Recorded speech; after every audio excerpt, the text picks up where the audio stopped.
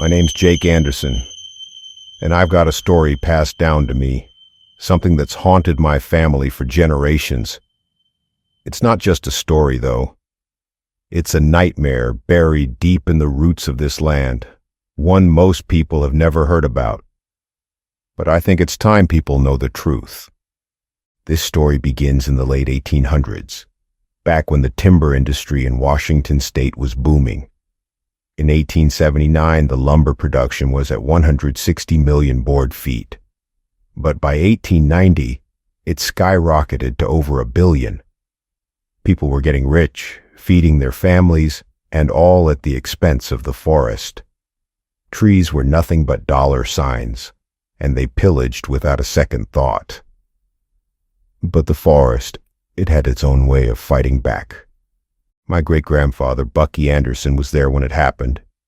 He was a young man, just trying to make a living with the rest of the lumberjacks. He never wanted to talk about it. It was my grandfather who finally told me the story, after he heard it from Bucky himself. I'll never forget the way his voice trembled, the fear still fresh in his eyes decades later. It was the summer of 1890. The crew had been working in an area deep in the woods, a place where the trees were so thick and towering, they blotted out the sun. That day, everything felt wrong. The air was heavy, the woods were too quiet, but they didn't stop. There was money to be made, and no time for superstitions. There were over 90 men in that camp. White, black, Chinese immigrants, native workers. The lumber industry didn't care where you came from, just that you could swing an axe. The morning started like any other, but by noon the forest had answered back. No one was prepared for what hit them. My great-grandfather said it started with a scream, high-pitched and inhuman, echoing through the trees. Then, out of the shadows, they came. 8 of them. Gugwees. Back then, they didn't know what to call them. They were massive, standing on 2 legs covered in thick fur, with faces like some twisted mix of ape and wolf. But the worst part, Bucky said, was the teeth. Jagged, sharp, and ready to tear into anything in their path. Men had rifles, sure, but those guns didn't matter. These things moved too fast, too brutal. They ripped through the camp like a force of nature. Bucky described it as a whirlwind of blood and screams. 1 minute, a man would be chopping down a tree, and the next, his head would be gone. They didn't care who you were or what you believed in. If you were there, they were coming for you. 73 men were slaughtered that day. 73 souls ripped apart, bodies littering the forest floor like fallen leaves. Blood soaked into the earth, mingling with the sap from the trees they'd been cutting.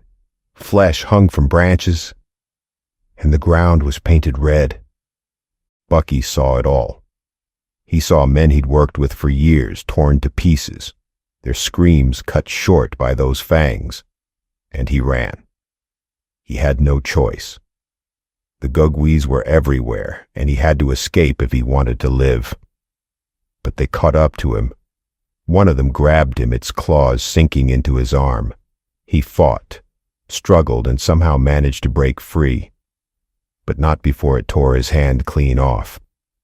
He ran through the woods, bleeding, half delirious from the pain, until he found the others. Out of the 90 men who'd been there that morning, only 17 made it out alive. 17. They were covered in blood, some missing limbs, others just staring blankly, their minds shattered from what they'd seen. When they finally made it to town, no one believed them. How could they? Stories of monsters in the woods? That kind of thing doesn't make it into the history books. They covered it up, said it was a wild animal attack, an accident. But Bucky knew the truth. And over the years he heard rumors, whispers of similar attacks happening in other camps. Always the same, always brutal. But no one ever talked about it openly.